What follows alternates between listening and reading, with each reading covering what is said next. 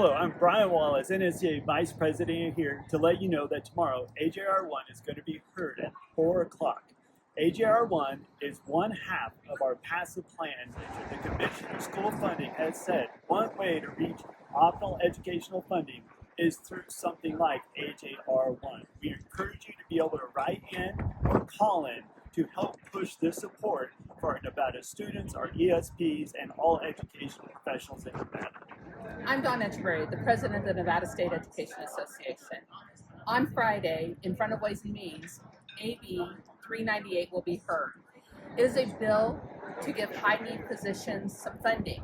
Unfortunately, it leaves out our ESPs, and it leaves out our speech pathologists, our counselors, our social workers.